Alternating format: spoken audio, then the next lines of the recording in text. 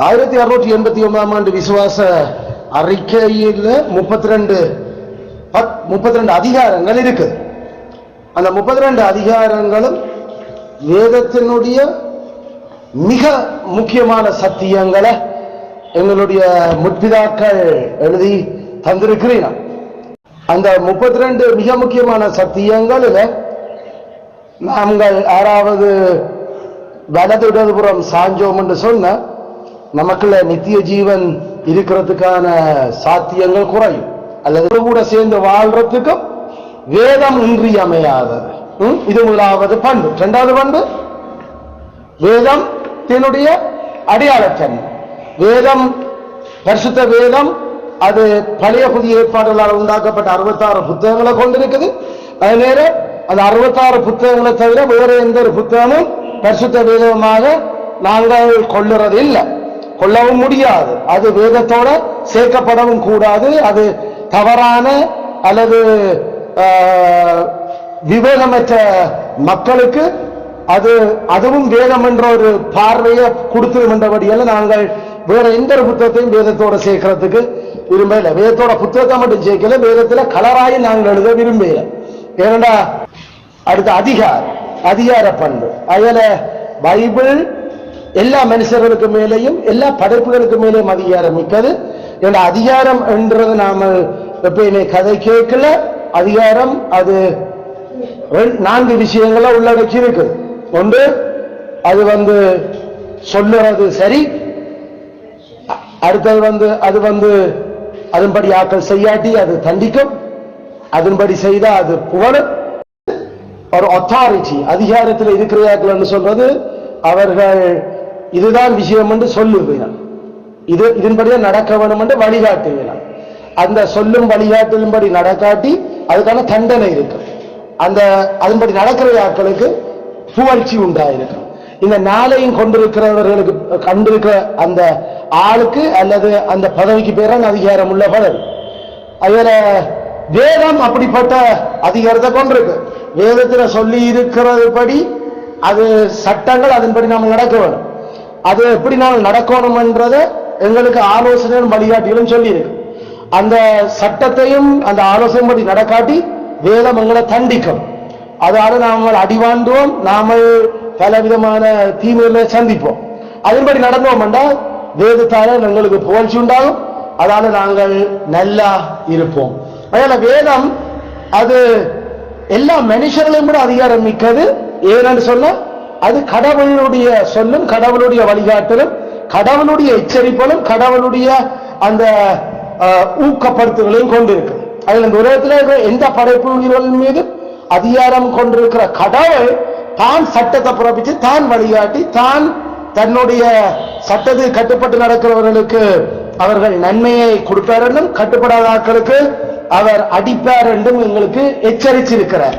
ஆகையால இந்த உலகத்தில் இருக்கிற எந்த மனுஷனுக்கு மேலேயும் இந்த புத்தகம் அதிகாரம் மிக்காது. ஆகையால அது விளையாட்டு இல்லை, அத கடவுளே மனுஷனா இறங்கி எங்களுக்கு படிப்பிச்சும் இருக்கிறார். இதுபடி நடக்காட்டி அவர்களுடைய நெருப்பு அணையாது, புழு சாகாது என்று சொல்லி அவர் தெளிவாக பலதரம் சொல்லி போயிருக்கிறார். அதனுடைய அர்த்தம் அவர்கள் நித்தியகாரமாக அவர்கள் நெருப்பு அக்கினி கடலில சாகாம செத்து கொண்டிருப்பினம் என்றதுல அவர் உறுதியாக இருக்கிறார். அதுல கடவுள் சும்மா எச்சரிக்கை இல்லை, கடவுள் சும்மா பம்மாத்துக்கு கதைக்கு அவர் அப்படி எங்களை அவர் அச்சுறுத்த இல்லை, அவர் உண்மையாவே சொல்லித்தான் போயிருக்கிறார். அதனால இந்த வசனங்களின்படி நடக்காத போற எவரும் அப்படிப்பட்ட அக்கினி கடல்ல பங்கடையணும் என்று இயேசு கிறிஸ்து தெளிவாகவே அதை சொல்லியிருக்க. அதுக்கு முன்னுக்கே அவருடைய ஆவியானவர் பல்வேறு விதங்கள்ல எங்களுக்கு தண்டிப்பார். அல்லது அவர் சொல்லியிருக்க அவருடைய மக்கள் இதுக்கு கீழ்படியாட்டி இந்த மாதிரி நான் அடிப்பேன் அவருக்கு. அதுல கடவுள பிள்ளைகளா இருந்தபடியால அடி இல்லாம போகாது. கடவுளுடைய பிள்ளைகளா இருக்கிறார்கள் விவேகத்தோட புத்தியான பிள்ளைகளா நடந்தா மட்டும்தான் அடி இல்லை, மற்றபடி அவர் வெளுப்பார். அந்த அடிகளும் அது எப்படி இருக்கும் என்றதை அவர் தன் சபைக்கு அடிச்சது என்று காட்டியிருக்கிறார், எங்களோட முன்னைய சபைக்கு. ஏன்னா அவர் கற்பிணி பெண்களை சபையில இருந்த கற்பிணி பெண்கள வைத்த கீறி கிழிச்செடுத்து பிள்ளைய சுவரோட மோதி அடிக்கிற அளவுக்கு அவர் அடிப்பார். அவர் அடிச்சிருக்கிறார் தந்த மக்களுக்கு. அதனால கவனம், ஆண்டவர் செயலும் காட்டியிருக்கிறார், சொல்லியும் இருக்கிறார். அந்த அளவுக்கு நான் கோபக்காரன் என்னோட வீணா என்னை எரிச்சலாக்க வேண்டாம். அதுல கடவுளுடைய எச்சரிப்புகளை நாம அந்த அதிகாரம் அதை செய்தார். வரலாற்றுல இஸ்ரவேல் என்ற இனத்துல ஏனைய சுத்தவரை இருந்த இனங்கள்ல ஏனைய பெரிய பெரிய பொருளாதாரங்கள் அது காட்டி இருக்குது. அதை வரலாற்று ரீதியாக அவர் எங்களுக்கு நிரூபிச்சிருக்கிறார். அதனால அவர் பொய் சொல்ல மனுஷன் இல்லை. அவர் தான் சொன்னதை மாறலாம் என்றதுக்கு அவர் மெனவுத்திரன் இல்லை. அவர் சொல்லியும் செய்யாம இருக்க மாட்டார், வசனிச்சும் நிறைவேற்றாம போக மாட்டார், கட்டாயம் அதை செய்து முடிப்பார். அதனால அந்த அதிகாரம் அதுல இருக்குது. பைபிளுடைய அதிகாரம் அது ஆக்கியோனில தங்கி இருக்கு. இது அதனுடைய அடுத்த பண்பு. அதுக்கு அடுத்தது நாம பார்த்த பண்பு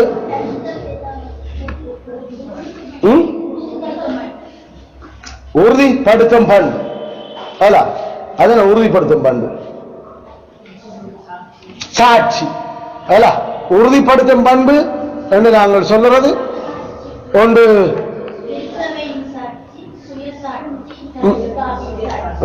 மூன்று சாட்சியில பற்றி கேட்கிறோம். ஒன்று பரிசுத்த வேதாகமம் அது இப்படி இப்படியான விஷயத்தை கொண்டிருக்குது என்று சொல்லி அதனுடைய அதிகாரத்துக்கு கீழ்ப்படிச்சா எல்லாரும் உழைப்பாரு நல்லா இருப்பினும், அப்படி இல்லைன்னா கடவுளுடைய எரிச்சல் தூண்டப்பட்டு அவருடைய கோபம் வெளிப்படும். அது திரும்பவும் அவற்றை கோபத்தை கிளர்னா உக்கிர கோபம் வெளிப்பட்டு பெரிய பிரச்சனையாகும். அதனால கவனம் என்று சொல்லி சபை அந்த பரிசுத்த வேதாகமத்தினுடைய அதிகாரத்தையும் அது எங்களுக்கு அதனுடைய அந்த ஏனைய பண்புகளையும் சாட்சியாக உறுதிப்படுத்திக் கொண்டிருக்கிறது. அது மட்டும் இல்ல, பரிசுத்த வேதாகமமே தான் எவ்வளவு கடவுளுடைய இந்த ஒப்புயர்வற்ற சத்தியங்களை கொண்டிருக்கிறதையும் இதை செய்யறையாக்கள் எவ்வளவு நல்லா இருப்பினும் செய்யாத ஆட்களுக்கு எப்படி அவர்கள் நாசமாவினம் என்றதையும் அது சாட்சி கொடுத்து கொண்டு இருக்கு. அதனால சபை சாட்சி கொடுக்காட்டியும் வேதம் தந்த பாட்டில் சாட்சி கொடுத்து கொண்டு இருக்கு. அதுல இதுக்கு மனுஷர் ஒரு சாட்சி கொடுக்கணும் அவசியம் இல்லை. மனுஷத்தை எந்த சாட்சியும் இல்லாம வேதமே தன்னை சாட்சி கொடுத்து கொண்டு இருக்கு. ஆனா கடவுள் மனுஷர் தந்த மக்களையும் வச்சுக்கொண்டு அவர் அந்த சாட்சிகளை இன்னும் விளங்கத்தக்கதாக சொல்லுற. அப்படி ரெண்டு சாட்சியினூடாக சொல்லியும் விளங்காத மக்களும் இருக்கிறீர்கள். ஏனென்றால் பரிசுத்தாவியினுடைய சாட்சி, அதாவது கடவுளுடைய சாட்சிய அங்க குடுபடாட்டி அவர்கள் ஒரு காலம் இதனுடைய சாட்சிகளை நம்ப போறது இல்லை. அதில் நாம ஏற்கனவே பார்த்துக்கிறோம், சாட்சி அது எப்படி நாங்கள் அந்த சாட்சிகளை விளங்குறோம், அதை எப்படி நாங்கள் வியாக்கியானப்படுத்த போறோம் என்றதுல அந்த சாட்சியினுடைய அந்த பிரயோசனம் நமக்கு இருக்கும். இல்லாட்டி நாம சாட்சி சொன்னபடியால் அது சரியென்ற அர்த்தமும் இல்லை என்று நாம விளங்குது. என்னடா பொய் சாட்சி இருக்கலாம், அதனால சரியான சாட்சி சொன்னாலும் அந்த சரியான சாட்சியை தள்ளி விடலாம் ஆக்கள். அதுவும் நமக்கு தெரியும், வரலாற்றுல சாதாரணமா கோர்ட்ஸ்ல நடக்கிற விஷயம். அதனால சாட்சி என்று சொன்னதால அது கட்டாயம் சரி என்று இருக்கணும் இல்லை, அது சரியான சாட்சி சொன்னதால ஏற்றுக்கொள்ளப்படணும் இல்லை. இது மனுஷ வளமையில நமக்கு நல்லா தெரியும். அதனாலதான்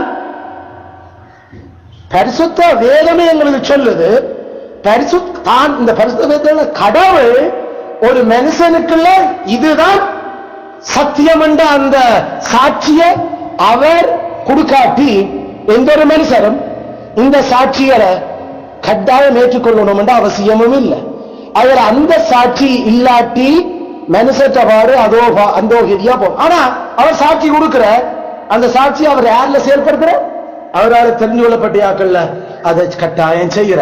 ஏண்டா அது அப்பழுக்கற்ற விதத்துல இது கடவுளுடைய எழுத்துத்தான், இது வானம் பூமி ஒழிஞ்சு போனாலும் ஒழியாதான் என்றதை அங்க கடவுளே தன்னுடைய மக்களுக்குள்ள அதை செய்யப்படுத்துறதோட அவர் வேதத்தினுடைய அந்த அருளப்பட்ட சாட்சியிலிருந்து அவர் ஒரு காலம் அசைகிறது இல்லை.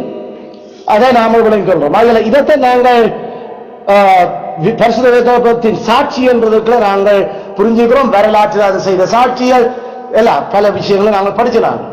இப்ப அடுத்த பண்பாக நாங்கள் பார்த்தோம் பைபிளை பற்றி, அதனுடைய போதுமான பண்பை பற்றி பார்த்துறாங்க.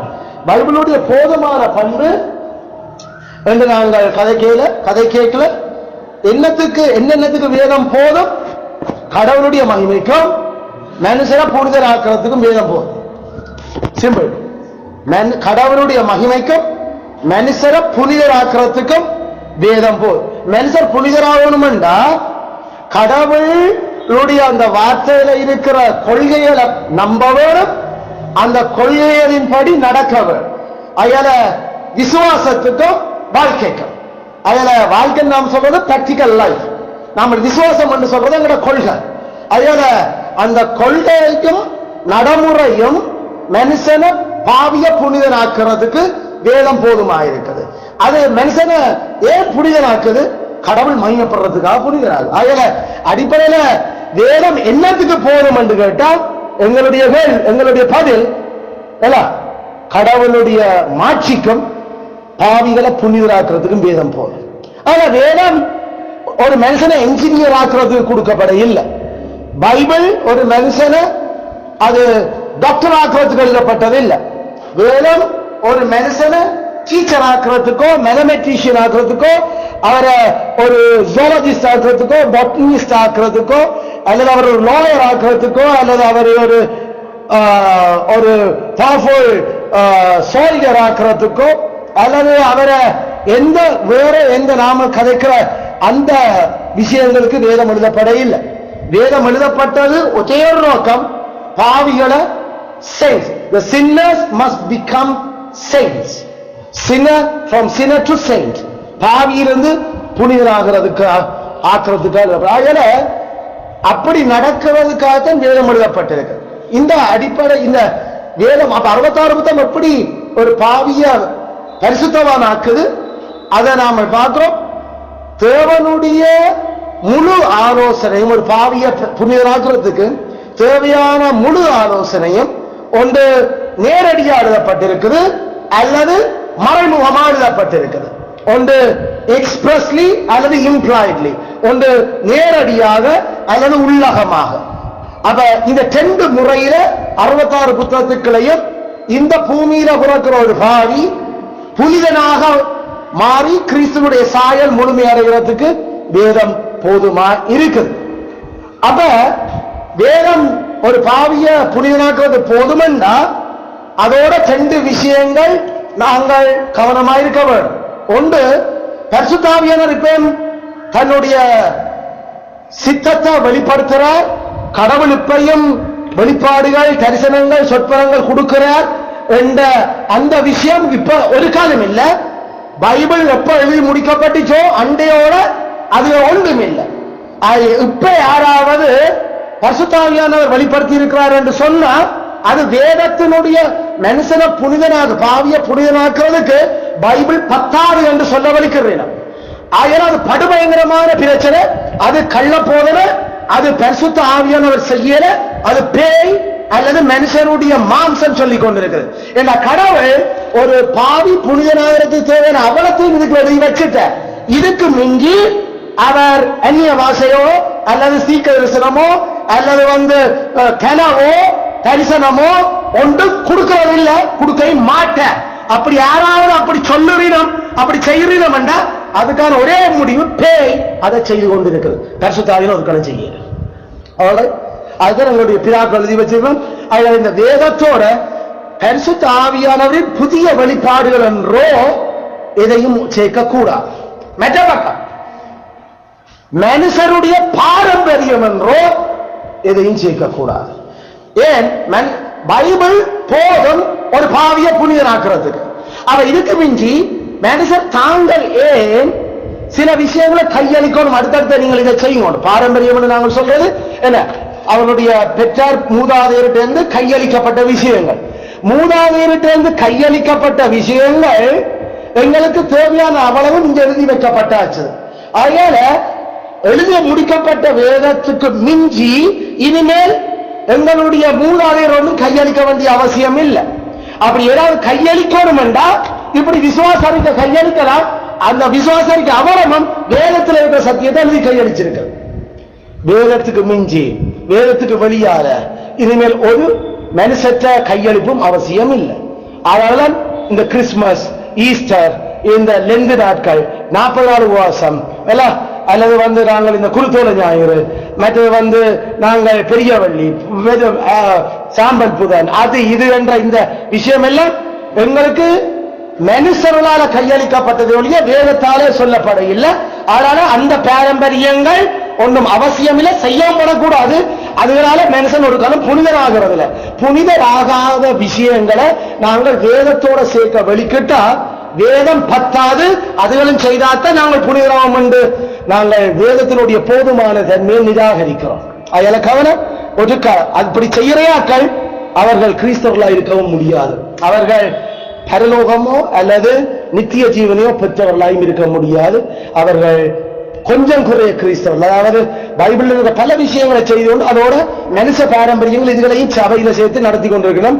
ஆண்டவர் சொன்னார், வேதத்துல இருக்கிறதை விட வேற ஏதாவது நீங்கள் அதோட சேர்த்தியலண்டா இந்த சாபம் உங்களுக்கு மேல சேரும் என்று இருக்கிற. அதனால கடவுளுடைய சாபத்தை பெற்றவர்களும் நித்திய ஜீவனை பெற்ற ஆக்களில கடைசி வரைக்கும் அப்படி செய்தாக்கள் பரலோகம் பெறவும் மேலாது. இதை நாம அதனால ரெண்டு விஷயம் நமக்கு பிரச்சனையாக அமையுது. ஒன்று பரிசுத்தாவியான புது வழிபாடு அல்லது மனுஷருடைய கையளிப்புகள் பாரம்பரியம். இந்த ரெண்டுக்கு நாம எப்பயுமே எச்சரிக்கையா இருக்க வேணும்.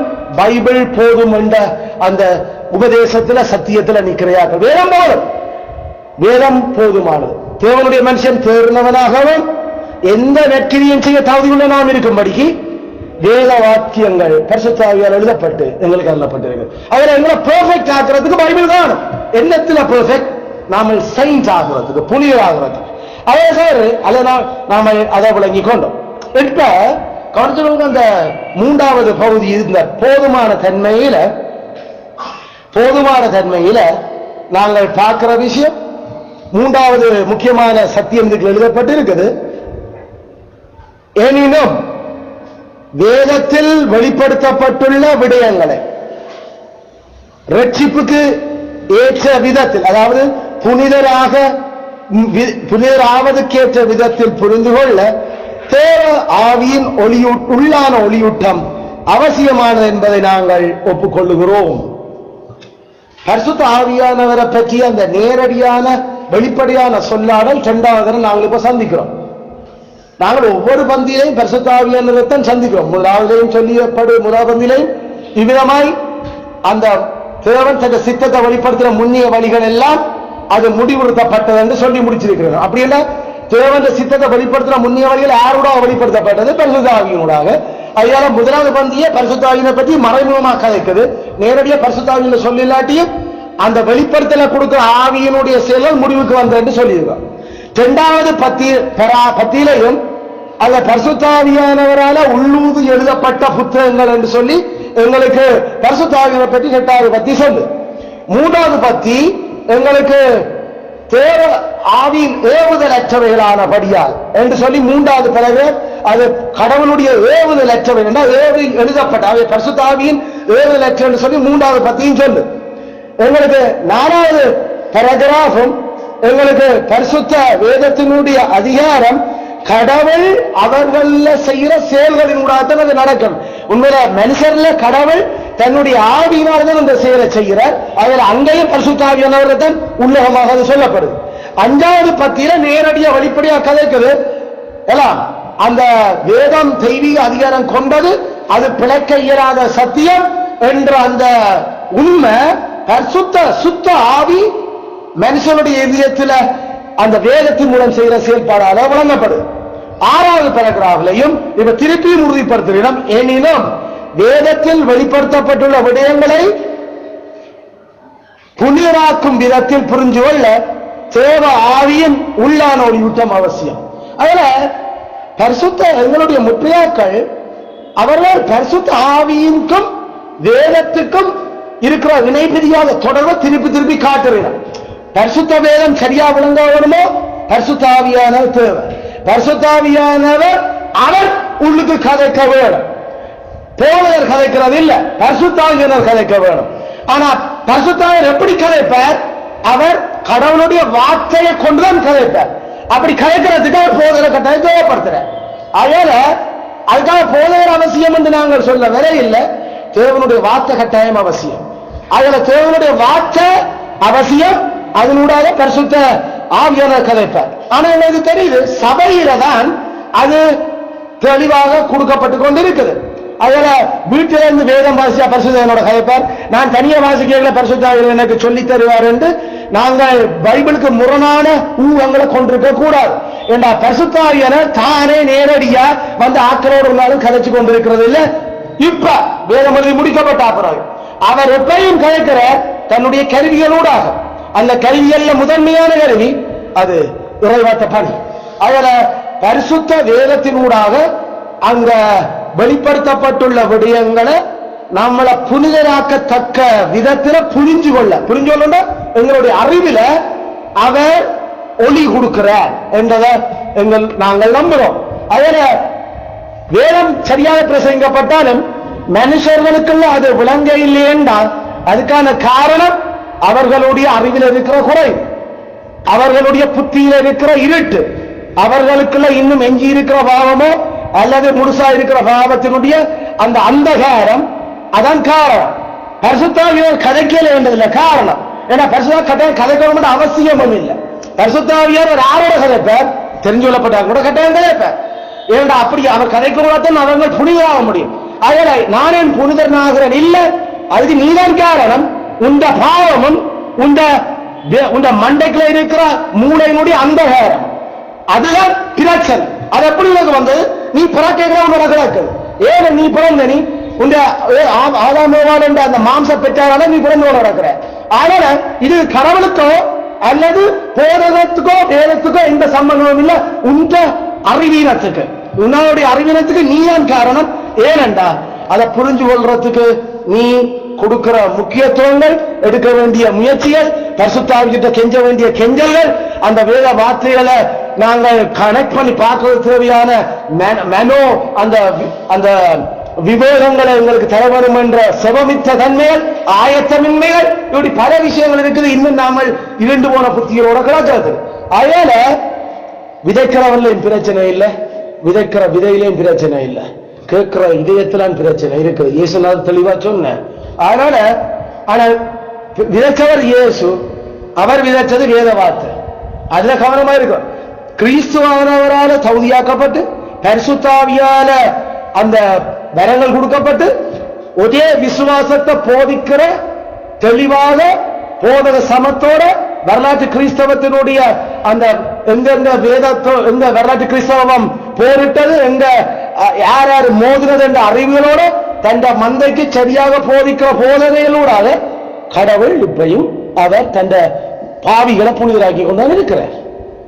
அப்படி இல்லாத சபைகளில் அலுப்பும் தட்டும் அல்லது சொந்த கதையும் ஆவியானார் எனக்கு சொல்றார் என்றதுனால அங்க கிறிஸ்து இல்ல, அங்க அங்க ஒருதனும் உணர்வடைகிறது இல்லை என்றது நாம விளங்கி இருக்கிறோம். இப்ப இதுல கதைக்கப்பட்டிருக்கிற மூன்றாவது முக்கியமான விஷயம். அது ஒன்று எங்களை புனிதராக்கிறதுக்கு தேவையான சகல ஆலோசனைகளும் விதத்தில் இருக்குது. அதை நாம விளங்கிக் கொள்வது ஒன்று நேரடியாகவோ அல்லது அதுக்குள்ள அதை நாம டிடியூஸ், அதாவது உள்ளார்ந்தமாக அது இருக்கிறத நாம விளங்கிக் கொள்றோம். இரண்டாவது, அதுக்கு எதிராக ரெண்டு பெரிய பிரச்சனை, புது வெளிப்பாடும் மனுஷற்ற பாரம்பரியமும். மூன்றாவது விஷயம், எங்களுக்கு பரிசுத்த ஆவியானவருடைய உள்ளான ஒளியூட்டம் எங்களுக்கு இல்லாட்டி எவ்வளவுதான் நாம கடவுளுடைய வார்த்தையை கேட்டுக்கொண்டிருந்தாலும் நாம ஒரு காலம் நித்திய ஜீவன் அடைய போறது இல்லை. அங்க அது மரண வாசனையா வருது. இது மூன்றாவது விஷயம். நான்காவது, இந்த பத்தியில நாம பார்க்கிற அடுத்த விஷயம் எங்களுக்கு கவனிக்க வேண்டியது, அதை நாங்கள் எப்படி எழுதலாம்?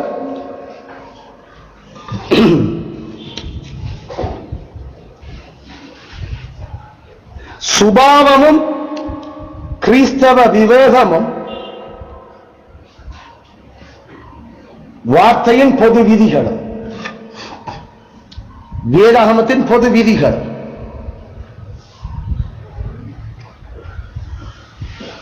சுபாவம்,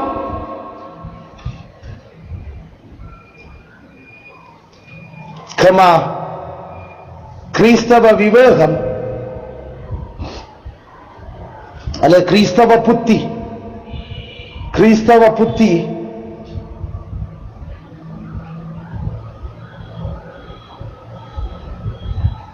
பைபிளின் பொது விதிகள், பொது விதிகளும்.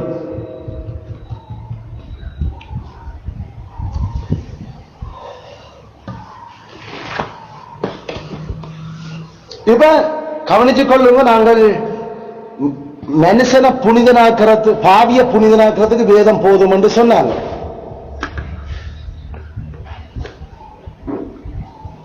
பாவிய புனிதனாக்குறதுக்கு வேதம் போதும். ஆனா உங்களுடைய முற்பிதாக்கள் எழுதியிருக்கிறேன் வேதம் எதுக்கு போதாதுன்றதை விளங்குதோ? வேதம் எதுக்கு போதாதுன்றதையும் எழுதியிருக்கிறேன். வேதம் எதுக்கு போதாது? வேதம் மனுஷனை புனிதனாக்குறதுக்கு எந்தெந்த பகுதிகளில் போதாம இருக்க போகுது என்ற விஷயம் எங்களுக்கு எழுதப்பட்டிருக்கு. அவரை நாங்கள் வேதம் போதும் வேதம் போதும் என்று சொல்லிக்கல எங்களோட வாழ்க்கையினுடைய சகல விடயங்களையும் பைபிளுக்குள்ள நாம தேடி பிடிச்சு ஒரு குறிப்பான விஷயங்களை நாம பார்க்க முற்படக்கூடாது. அப்படி முற்படுற விஷயம் நாம நம்புற வேதம் போதுமானதுக்கு எதிரான ஒரு போலியான கோட்பாடு. சரியோ? உதாரணத்துக்கு நாங்கள் வேதம் எங்களுக்கு போதுமானது என்று சொல்லிக்கல அதனால கணக்கு புத்தகமா பயன்படுத்துறது இல்லை. ஞாபகம் வையுங்க, கணக்கு படிக்க வேதம் போதாது. கணக்கு படிக்க வேதம் போதாது. அப்ப அதுக்கு கணக்கு புத்தகங்கள் வேற படிக்கும். ஜியோமெட்ரி அல்ஜிப்ரா படிக்கிறதுக்கு பைபிள் பத்தாது. கால்குலஸ் அல்லது ட்ரிக்னோமெட்ரி படிக்க பைபிள் பத்தாது. திரியோண கணிதம் அல்லது நிறுவனங்களுக்கு பைபிள் பத்தாது. கவனிச்சு கொள்ளுங்க. நாம எங்களோட முற்பிதாக்கள் எழுதி வச்சிருக்கோம். ஏன்? சுபாவமும் கிறிஸ்தவ புத்தியும் அதே நேரம் வேதத்தின் பொது விதியும் இப்ப தேவைப்படுது. பைபிள் போதும் என்றால் பிரயண கிறிஸ்தவ புத்தி தேவை, பிரயணத்துக்கு சுபாவம் தேவை. அப்ப கேள்வி என்பது நாம வேதம் போதும் என்று சொல்லிக்கல நாம சுபாவத்தையும் கிறிஸ்தவ புத்தியையும் உள்ளுக்கு வச்சிருக்க வேணும். வேதம் போதும் என்று கதை கேட்க வேதம் போதும் என்று சொல்லிக்கல சுபாவமும் தேவையில்லை, பொது புத்தியும் கிறிஸ்தவ புத்தியும் தேவையில்லை என்று சொல்லிடக் கூடாது. அதான் மொக்கு கிறிஸ்தவம் ஆக்கியிருக்கு இந்த பெந்த கோஸ்தைக்காரர். விளங்குதோ?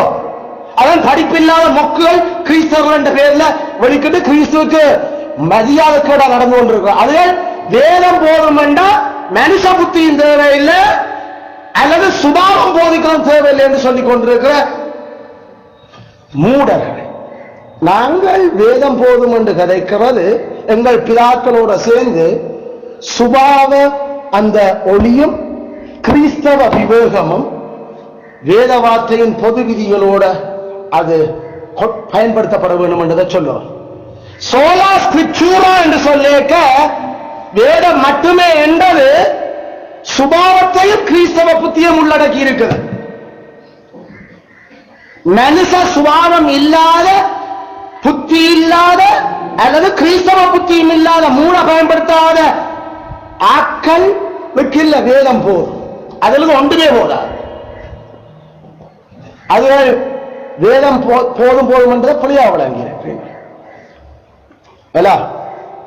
ஹிஸ்டரி படிக்க வேதம் பத்தாது. அது வெளிப்படும். வேதம் ஒரு ஆளுக்கு ஒரு மனுஷன் ஹிஸ்டரி டீச்சர் ஆக்குறதுக்கு இல்லை, ஒரு மனுஷனை புனிதராக்குறதான் எழுதப்பட்டிருக்குது. சோ ஹிஸ்டரி டீச்சர் ஆகிறதுக்கு நாம ஹிஸ்டரியை படிக்க வேண்டும். அதைத்தான் முற்பிதாக்கள் எழுதியிருக்கணும். கிறிஸ்தவ விவேகமும் சுபாவமும் பயன்படுத்தப்பட வேண்டும். வேதம் போதும் என்று கதை கேட்க நாங்கள் என்ஜினியர் ஆகிறதுக்கு வேதம் பத்தாது. என்ஜினியர் ஆகணும் என்றால் அந்த என்ஜினியரிங் அந்த பாடங்கள் நாம படிக்க வேண்டும். அது பைபிள்ல படிக்கிறார். பைபிள்ல படிக்கிறோம் எல்லாரும் பைபிள படிச்சு என்ஜினியர் ஆகலாம். ஆகல என்ஜினியர் ஆகிறது வேதம் பத்தாது. ஏண்டா பைபிள் என்ஜினியர் ஆகிறதுக்கு எழுதப்பட்ட புத்தகம் இல்லை. நாங்கள் மைக்ரோ பயாலஜி படிக்க, அதாவது நுண்ணங்கிகள் படிக்கிறதுக்கு பைபிள் பத்தாது. பைபிள் எங்களை மைக்ரோ ஸ்பெஷலிஸ்ட் ஆக்குறதுக்கு எழுதப்பட இல்லை, அல்ல மைக்ரோ பயாலஜிஸ்டாக மாறுறதுக்கு எங்களுக்கு வேதம் எழுதப்பட இல்லை. தேவனுடைய மனுஷன் பரிசுத்தமான மாறுறதுக்கு தான் எழுதப்பட்டிருக்கு. அதில் கவனித்துக் கொள்ளணும். அப்ப அதுக்கு என்ன தேவை? சுபாவமும் கிறிஸ்தவ விவேகமும் தேவை. அதோட வேதத்தினுடைய பொது விதிகள் தேவை. மூன்று விஷயம் உங்களுடைய முற்பிதாக்கள் தனிச்சு தெளிவா எழுதி வச்சிருக்கிறேன். வேதம் போதும் என்றது ஒரு காலம் மனித சுபாவத்தை இல்லாமலாக்கல, ஒரு காலம் கிறிஸ்தவ புத்திய பயன்படுத்துறது இல்லாமல் ஆக்கல, ஒரு காலம் வேதத்தினுடைய பொது விதிகளை பயன்படுத்துறது இல்லாமல் ஆக்கல. சரியோ? நாம டிஎன்ஏ ஸ்ட்ரக்சர் என்னன்னு படிக்கிறோம்னா பைபிள்ல கடைசி வரைக்கும் நம்மள ஆக்கிறார். டிஎன்ஏ ஸ்ட்ரக்சர் என்னன்னு, டிஎன்ஏ ஸ்ட்ரக்சர் படிக்கிறதுக்கு நாங்கள் திருப்பி பயாலஜி வேற வேற பாடங்கள் படிச்சாதான் எங்களுக்கு தெரியும். ஓ, இதான் டிஎன்ஏ ஸ்ட்ரக்சர். பைபிள் என்ன டிஎன்ஏ ஸ்ட்ரக்சர் படிக்கிறதுனா அதுல ஒரு மனுஷன் தேறினவனாகவும் எந்த நெற்றியும் செய்ய தகுதி உள்ளவனாகவும் இருக்கும்படியாக